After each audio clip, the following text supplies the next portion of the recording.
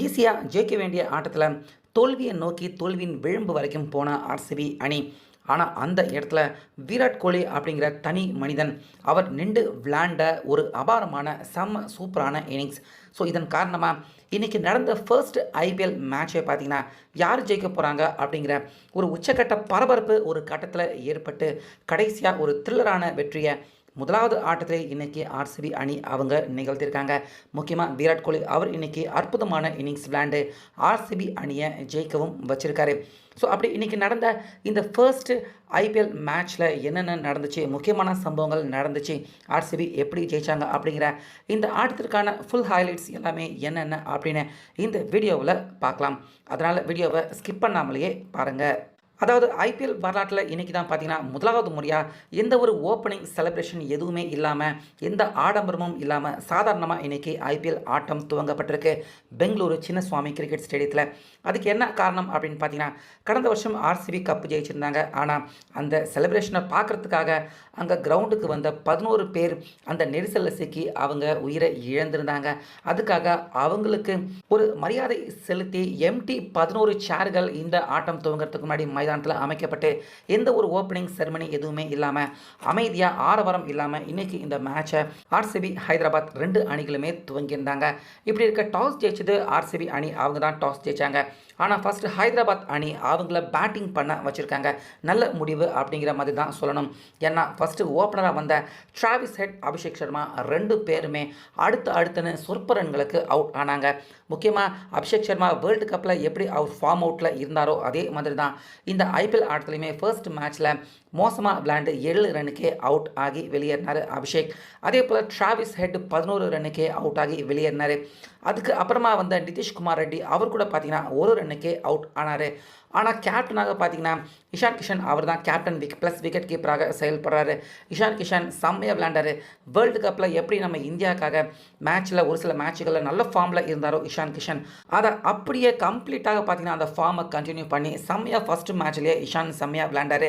5 சிக்ஸர்கள் 8 4 அடித்து கிட்டுன்னு சுமார் 200க்கும் அதிகமான ஸ்ட்ரைக் ரேட்டில் இஷான் கிஷன் விளையாண்டு விக்கெட்டுகள் விழுந்துக்கிட்டே இருந்தாலும் ரன் ஸ்கோரை, அதாவது ஹைதராபாத் அணியின் ஸ்கோரை 200க்கு மேலே கொண்டு போகிற மாதிரியான ஒரு டஃப்பான டார்கெட்டை செட் பண்ணிக்கிட்டு இருந்தார் இஷான் கிஷன். அவருக்கு நல்ல கான்ட்ரிபியூஷன், நல்ல ஒரு பார்ட்னர்ஷிப் கொடுத்தாரு. யார் அப்படின்னு பார்த்தீங்கன்னா ஹென்ரி கிளாசன் அவர் நல்லா விளையாண்டார். அவர் பங்குக்கு அவருமே ஒரு 31 ரன் எடுத்து கொடுத்து அவரும் அவுட் ஆனார். ஆனால் அதுக்கப்புறமா வந்த ஆர்ஆர்ஓ 9 ரன்னுக்கு அவுட் ஆனார். ஸோ கரெக்டாக பார்த்தீங்கன்னா அப்போ தான் இஷான் கிஷன் நிச்சயமாக செஞ்சுரி அடிப்பார் அப்படின்னு அவருடைய பேட்டிங்கை எல்லாருமே ஆர்வமாக எதிர்பார்த்துக்கிட்டு இருக்கப்ப திடீர்னு பார்த்தீங்கன்னா சிக்ஸர் லைனில் கேட்சை கொடுத்து இஷான் அவுட் ஆகிறாரு. 80 ரன் எடுத்து செம்மையான ஒரு இன்னிங்ஸ் பார்த்தீங்கன்னா முடிவுக்கு கொண்டு வந்தார் இஷான் கிஷன். 80 ரனில் அவுட் ஆனார். ஆனாலுமே அவர் போனதுக்கு அப்புறமா திடீர்னு யங் பிளேயரான பெர்மா பார்த்தீங்கன்னா அபாரமாக விளையாண்டார். யாருமே எதிர்பார்க்கல திடீர்னு பெர்மா அபாரமாக இப்படி அடிப்பார் அப்படின்னு சர்ன்னு சிக்ஸர்களை அசால்ட்டாக பறக்க விட்டார். இதனால் ஒரு கட்டத்தில் ஹைதராபாத் அணி 200 தொடாது அப்படின்னு நினச்சிக்கிட்டு இருந்தா திடீர்னு பார்த்தீங்கன்னா இவர் அடித்த சிக்ஸர்கள் பவுண்டரிகளால் கிட்டுன்னு சன்ரைசர்ஸ் ஹைதராபாத் அணியின் ஸ்கோர் பார்த்தீங்கன்னா 200 நெருங்கி வந்துச்சு. ஆனாலுமே கடைசி நேரத்தில் சில விக்கெட்டுகளை இழந்தாங்க, தடுமாறினாங்க. ஆனாலுமே ஒரு வழியாக 20 ஓவருக்கு 9 விக்கெட்டுகளை இழந்தாலும் 201 ரன்னை ஹைதராபாத் அணி ஒரு வழியாக எடுத்தாங்க. ஸோ ஆர்சிபி அணி அவங்கள பொறுத்த வரைக்கும் ரன்னை 200 ரன்னுக்கு மேலே சேசிங் பண்ண மேட்ச் அப்படின்னு எடுத்துக்கிட்டால் பெருசாக கிடையாது. இதுக்கு வரைக்கும் வெறும் 3 ஆட்டங்கள் மட்டும்தான் ஹைதராபாத் அணி 200+ ரன்னை சக்ஸஸ்ஃபுல்லாக சேசிங் பண்ணியிருக்காங்க. அதுக்கப்புறமா எல்லா ஆட்டமும் இது வரைக்கும் ஆர்சிபி அணி 200 ரன்னை சேசிங் பண்ணுறது அப்படின்னாலே அவங்களுக்கு திண்டாட்டம் தான். அதிகப்படியான ஆட்டங்கள் தோல்வி தான் அடைஞ்சிருக்காங்க. ஸோ இப்படி இருக்க இந்த மேட்சை நல்ல பேட்டிங் பிச்சாக இருக்குது, கரெக்டாக நல்லா பிளான் பண்ணி விளையாண்டா நிச்சயமாக ஜெயிக்கலாம். அதை செய்வாங்களா அப்படின்னு பார்த்தா ஓப்பனராக ஃபிலிப்ஸ் சால்ட், அதுக்கப்புறமா விராட் கோலி 2 பேருமே இறங்குறாங்க. இதில் ஃபிலிப்ஸ் சால்ட் பார்த்தீங்கன்னா தடால் புடால்னு 2 4 அடித்தார். பின்னாடியே 8 ரன்லேயே ஃபிலிப்ஸ் சால்ட் அவுட் ஆகிட்டார்.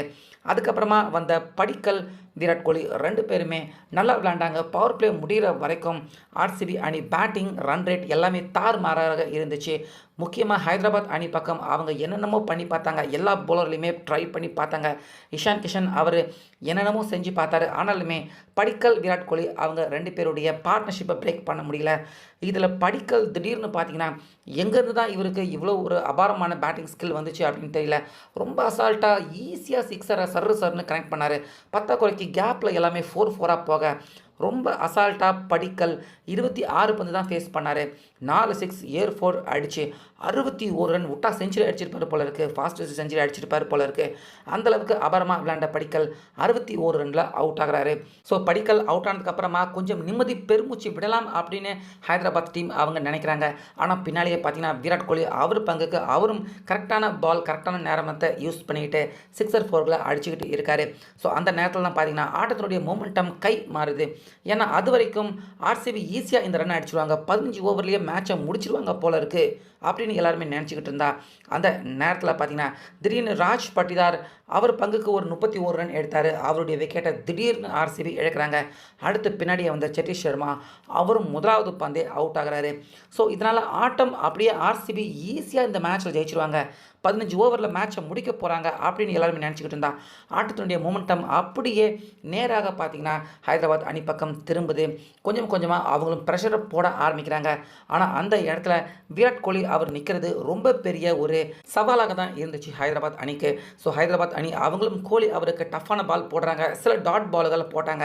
ஆனால் விராட் கோலி பார்த்தீங்கன்னா கரெக்டாக அடிக்க வேண்டிய பந்தை மட்டும் அடித்து கொஞ்சம் நேரம் விக்கெட் அந்த சரிவில் இருந்து ஆர்சிபி அணியை மீட்டு கொண்டு வந்தார் விராட் கோலி.